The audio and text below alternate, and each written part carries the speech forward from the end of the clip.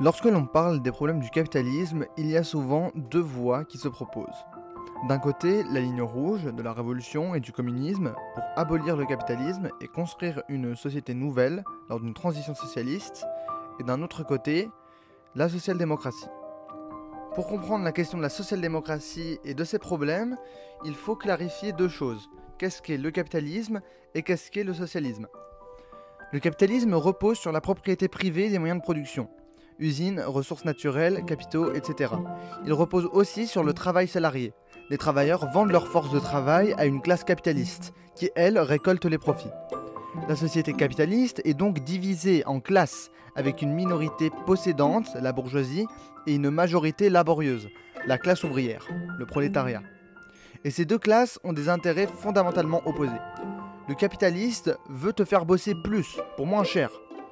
Et le travailleur veut l'inverse, bosser moins, gagner plus, avoir des conditions de travail sûres. Le socialisme, à l'inverse, vise la propriété collective des moyens de production, soit via l'État, soit par des coopératives ou des syndicats.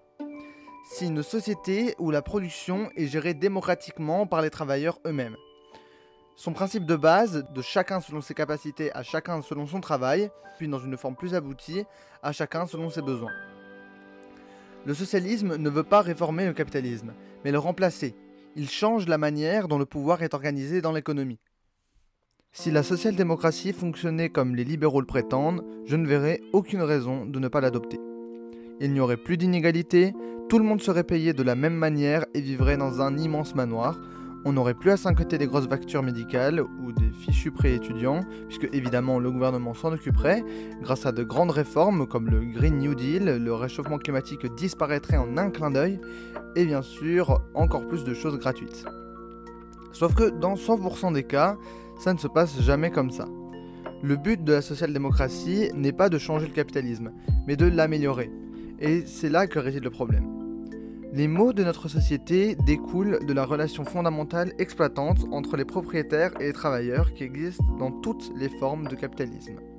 C'est de l'idéalisme que de penser qu'on peut contourner les défauts du système sans le remplacer. Avant tout, la pauvreté est nécessaire au bon fonctionnement de tout système capitaliste. Personne ne travaillerait volontairement pour un salaire de misère et ne créerait de profit pour son patron s'il n'était pas pauvre à la base. Toute culture capitaliste produit et repose sur une structure de classe bien distincte. La philosophie de Karl Marx démontre que la classe dominante a besoin d'une vaste classe inférieure pour maintenir son pouvoir dans une société capitaliste. Un membre non éduqué de cette classe inférieure n'a pour seule perspective qu'un emploi au Burger King ou au Walmart du coin. Et avec son salaire minimum, il devra également faire ses courses chez Walmart pour survivre tant bien que mal. Dans un système capitaliste, l'économie entrerait en crise si des entreprises à bas salaire comme Burger King ne trouveraient pas assez de gens pauvres pour y travailler. Moins de travailleurs égale moins de burgers. Et selon la loi de l'offre et de la demande, moins de burgers égale burgers plus chers. Et qui aime payer plus cher son burger? Sûrement pas la majorité de la population, qui aurait vu une bonne grosse partie de ses revenus disparaître à cause de la hausse des prix.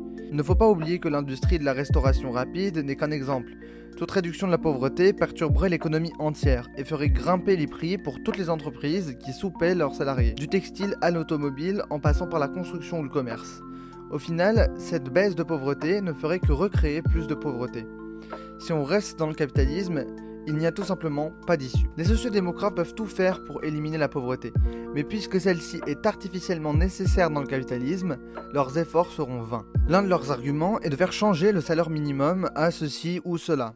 En réalité, un salaire minimum plus grand pourrait même nuire aux travailleurs, surtout dans un pays développé. Comme les capitalistes font toujours ce qui maximise leurs profits, ils réagiraient à toute mesure menaçant leur exploitation. Ici, cela voudrait dire délocaliser, ce qui créerait un chômage massif dans les pays, notamment chez les plus pauvres. Pour les nouveaux chômeurs, cela aggraverait la pauvreté, et même les meilleurs programmes sociaux ne suffiraient pas à compenser. Pour le reste de la population, une baisse aussi brutale du pouvoir d'achat mènerait probablement à une autre crise. Donc vous voyez le schéma.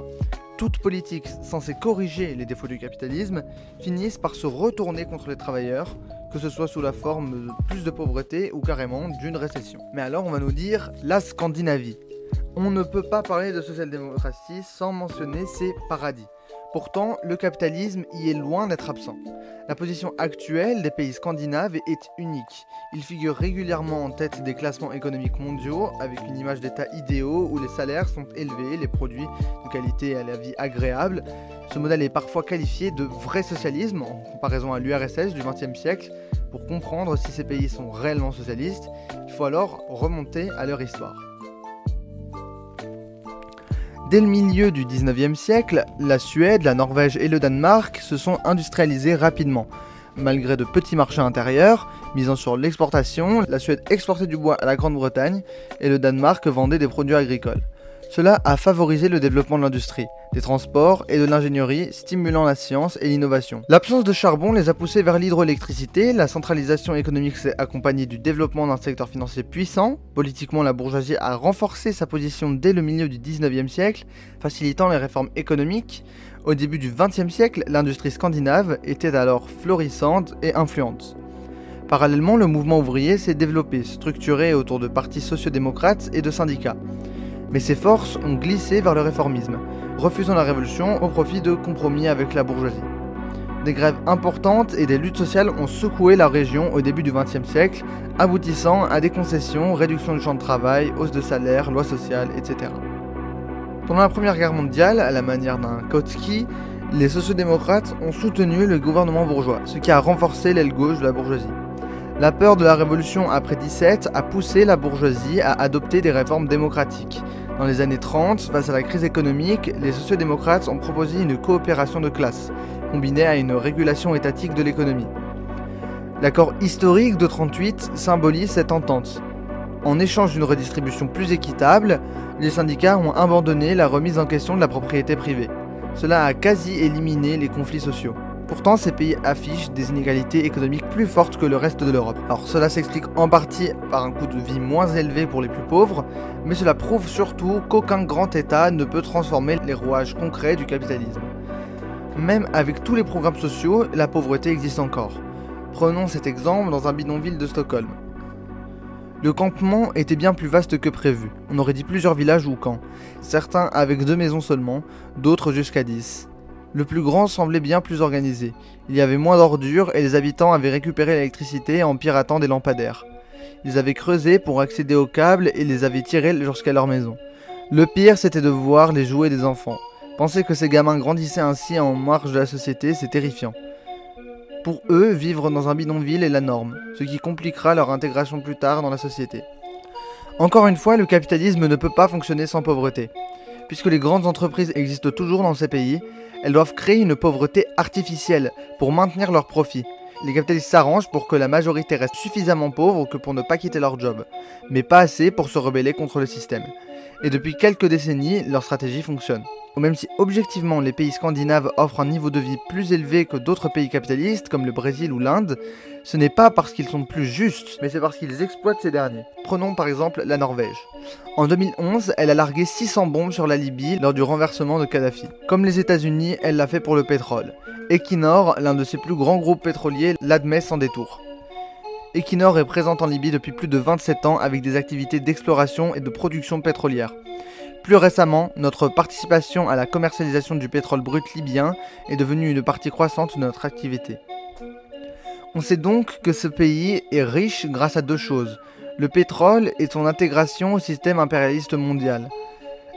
Sans des pays comme la Libye ou Forêt, l'industrie pétrolière norvégienne serait bien plus réduite. Et ce ne serait pas bon non plus pour l'État, puisqu'Equinor verse 2,2 milliards de dollars d'impôts par an, soit presque 10% du budget national. Presque toutes les grandes entreprises du pays ont des activités mondiales. Norsk Hydro, par exemple, exploite des mines sur les 7 continents. En 2018, elle a été dénoncée pour le non-respect des lois environnementales dans une usine au Brésil. Les profits tirés de cette expansion mondiale financent l'État-providence norvégien. Ce constat ne vaut pas que pour la Norvège. Des entreprises comme Volvo, H&M, Lego ou Nokia participent toutes à cette logique impérialiste. En exploitant des ressources naturelles et la main-d'œuvre des pays du Sud, leurs gouvernements peuvent ensuite redistribuer une part à leur propre population. C'est ainsi que les pays scandinaves peuvent être riches, grâce à la mondialisation néolibérale et aux souffrances qu'elle génère. Certains croient qu'on peut mixer capitalisme et socialisme, mais en réalité c'est une contradiction. Le capitalisme veut le pouvoir entre les mains de quelques-uns. Le socialisme veut ce pouvoir dans les mains de tous. Quand on parle de social-démocratie, on ne parle pas de socialisme réel. Historiquement, la social-démocratie n'a été rendue possible que parce qu'il y avait une menace révolutionnaire. L'URSS, la popularité des partis communistes après la guerre, etc. Les élites ont dû faire des concessions pour éviter une révolution. C'est comme ça qu'est né l'État-providence européen. Mais ces concessions ne sont pas durables. Elles dépendent du bon vouloir des capitalistes. Elles reposent sur l'exploitation du tiers-monde, le colonialisme, le néocolonialisme, les ressources pillées, la main-d'œuvre sous-payée. Même les pays sans colonie ont profité du système impérialiste et encore aujourd'hui, cette exploitation continue via le FMI, les accords commerciaux, etc. Alors pourquoi cette idée de compromis persiste-t-elle? Simplement parce que beaucoup de gens, sans spécialement de méchanceté, ne savent tout simplement pas ce qu'est le socialisme. On leur a enseigné une version fausse ou caricaturale. On leur fait croire que aide sociale égale socialisme. Mais ce qu'on appelle le juste milieu n'en est pas un. C'est souvent juste le statu quo. Plus confortable intellectuellement. Être centriste demande peu d'efforts, pas besoin de lire, pas besoin de réfléchir aux contradictions internes du système. En conclusion, la social-démocratie est un système fondé sur l'impérialisme, qui n'apporte en réalité pas grand-chose aux masses laborieuses. On ne peut pas contourner les défauts du capitalisme par de l'innovation, de meilleurs salaires ou des programmes sociaux. La social-démocratie ne remet pas le système capitaliste en question, et est même devenue une roue de secours de la bourgeoisie lors des crises. Elle l'aide au maintien des élections bourgeoises avec son opposition du roi, qui s'indigne, s'énerve beaucoup, dénonce le système, mais ne fait jamais rien pour concrètement s'en débarrasser. Il ne faut pas faire de compromis ni de juste milieusisme. Penser qu'il suffit de trouver un terrain d'entente entre socialisme et capitalisme est une contradiction en soi. Pas de réforme possible avec le capitalisme. Puisque ce système détruit nos peuples et notre planète, il ne faut pas le réformer, il faut le remplacer. Sur ce, merci de nous avoir écoutés. N'oubliez pas de vous abonner, allez voir nos camarades de À l'assaut du ciel et surtout militez dans vos quartiers respectifs car la théorie sans pratique ne vaut rien.